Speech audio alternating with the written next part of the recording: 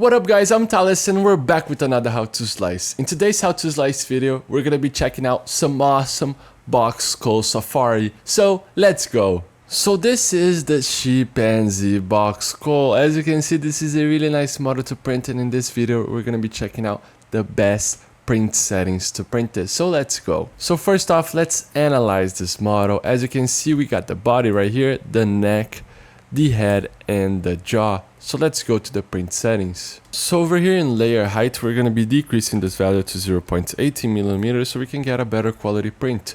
If you reduce too much this value, it's going to take too much time to print. So in this video, I'm selecting 0.18 so you can get a balance between quality and time.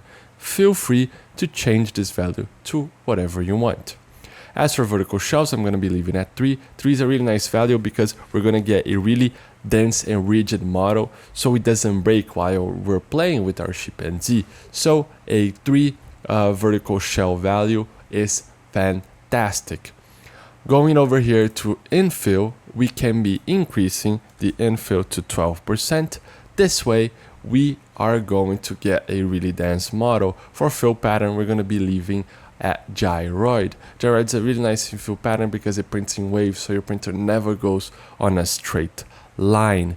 For skirt and brim, we do not need to add any brim. Let me just show you something. So for our articulated model, as you can see, it is articulated. So all of these connections right here are quite small. So if you add brim, sometimes it's quite hard to remove the brim.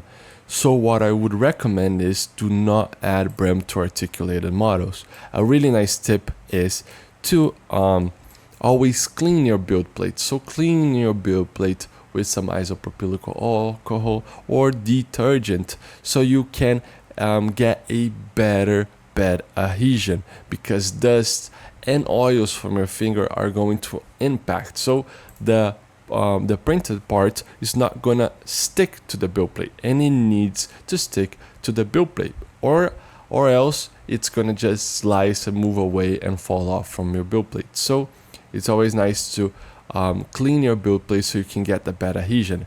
By adding brim is gonna increase the area, so that's why we add brim, because it increases the area of contact. To these 3 parts right here is we're going to be adding brim, because as you can see, they do not have a good area and they're not articulated, so you can remove quite easily the brim.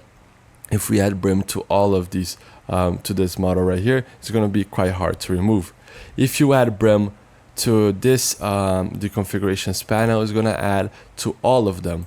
By going over here in the right, so clicking add settings, skirt and brim, we're going to be adding some brim just to the jaw.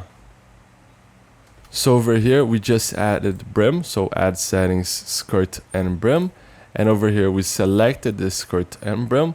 Brim width, we're going to be selecting right here a 5 millimeter brim. So now just the jaw has brim. What you can do, so we're gonna be adding brim to the neck and the head. What we can do is just select brim right here, Ctrl C, go to the head, Ctrl V, so we can copy and paste the brim. So now the body doesn't have any brim, but the head, jaw, and neck does. So we increased the surface of contact to the build plate by doing this. So we have solved our bed adhesion problems. So we do not need to add any brim right here. For support material, this model does not need any support material because it is optimized for printing. So all of the overhangs your printer can print and all of the bridges. So this is fantastic.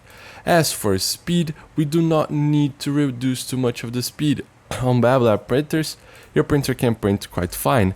But if you do not have a really stable printer, I would recommend reducing a little bit of small perimeters value. So by reducing to, let's say, 55 millimeters. So I reduced a little bit, just so that on small perimeters, so really tiny parts, it's gonna slow down so we can get a better quality print. And make sure that your first layer speed is at around 20 millimeters a second. This way we are going to get a better first layer, and the first layer is the most important layer because all of the other layers are gonna go on top of this first one. So let's just slice and take a look at how this model is gonna be. So as you can see, we have sliced and it looks quite nice. The body, so the whole print is gonna take 6 hours and 32 minutes, and we have added custom brim to these models that do not have the best bed adhesion. If we go over here to speed, you'll see that it reduces the speed on small parts so we can get a better quality print, as you can see right here in the jaw and the connection to the neck. So this looks fantastic, and the first layer is at around 20 millimeters a second. This way we're gonna get a better first layer and resulting in a better quality print. So the models are ready to print. Make sure to check out stlflix.com for more models like this one, and I'll see you in another one. I hope you guys enjoy it. Those slicing videos are an initiative from STL Academy, which is the educational project from STLflix. So if you guys want to learn more about 3D printing, you could check our description and look at STL Academy courses. And don't forget, see you guys at the next slicing.